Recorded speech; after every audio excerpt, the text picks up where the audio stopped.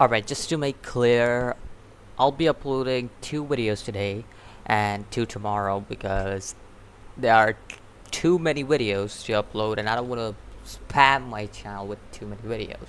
Even though that will be good for me, but in total stuff, I will be out of content in the next few days if I spam my channel with videos. So that's the reason why I'll be uploading two videos. That is My Hero Academia Season 2, which I'll be talking about just in a few minutes, and the second one I'll be uploading is Angels of Death second episode that came out today.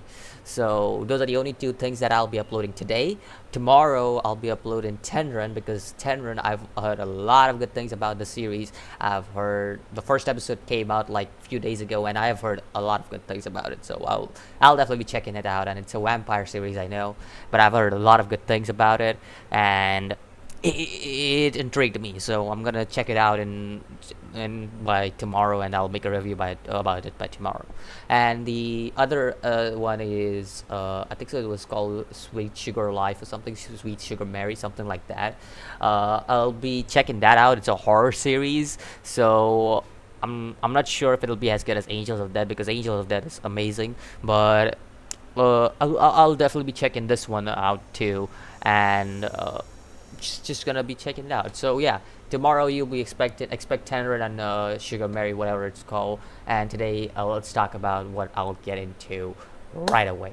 So the first thing about this certain episode of My Hero Academia is about creating ultimate moves. Now, ultimate moves in general in My Hero Academia means that you are basically just an anime in total. Basically it's a signature. People know you by that move, and it's now you will be asking what would be the need of ultimate moves. Every anime has its signature moves, and we remember these characters by the signature moves. We try to replicate their signature moves, and that's basically why the heroes, as they are superheroes, they are heroes of that society. They need to get the ultimate moves on their way.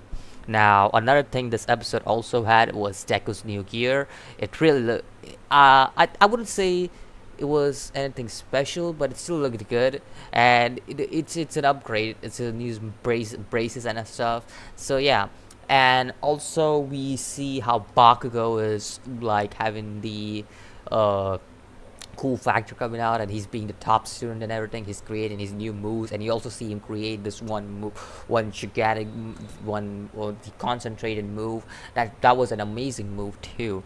And we also see Tokoyami getting the this cloak move, which will help him a lot. Right now, Tokoyami is kind of irrelevant, and he's super strong, but as of right now, he's still an irrelevant character. He hasn't done anything major other than take down one villain. That is in episode 4 and 5. So yeah, he hasn't been. He's relevant, but at the same time, is irrelevant. So yeah, this is also gonna be somewhat affecting Tokoyami. Kirishima, you see, this guy is also being, and Kirishima is gonna be a very important character, knowing him, because I know what's gonna happen, and I love Kirishima for what he does in later on in the series, and that's why Kirishima is going to be a really important character later on. And Kirishima has been a very relevant character, and we see this again. Also, the advice that All Might gave to Midoriya, basically, don't try to imitate me. Now, we know how Midoriya has always loved to imitate All Might. He has always loved to replicate him. He has always loved to basically his admiration is so high that he just wants to be like him. He just wants to be like All Might, the same figure that's protecting the city and everything. He wants to be All Might. He wants to be this guy just like All Might, who's trying to replicate what All Might can do. And All Might is like, don't try this. Don't try this. Have your own path. Basically, Midoriya's starting to walk his own path now, rather than going down and being a replica of All Might. He's starting to go down his own path. I mean, yes, he still carries All Might's ideals. He still carries All Might's dreams, and he still carries the same amount of respect that All Might had since the start of the series for Midoriya. And Midoriya is the same, still admires and cares about All Might and respects him just like he used to.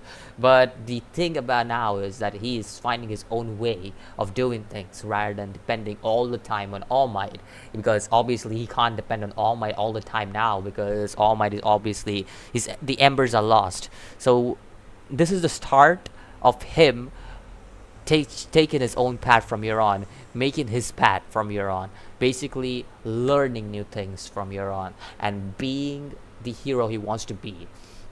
Now, we see this, the glimpse of this in the end of the episode. At the end of the episode, how Midoriya just smacks the rock with his full cowling shoot, and yes, that's the name of his ultimate move, full cowling shoot. That's the name of his first ultimate move, at least. You'll be having more ultimate moves later on, not now, later on, and that's a long time later. So yeah, for now, this is the first ultimate move people will be remembering Midoriya for, and obviously everybody knows full cowling, 20% full cowling. If anybody has watched season 2, I don't know why you would watch that season 3 directly. So everybody should know what full cowling is. So yeah, this is full cowling shoot, which is kind of an upgraded version of it. So yeah, that's pretty much it for this episode of My Hero Academia. Let me know what you think about this episode of My Hero Academia, and I'll see you next video. As always, peace.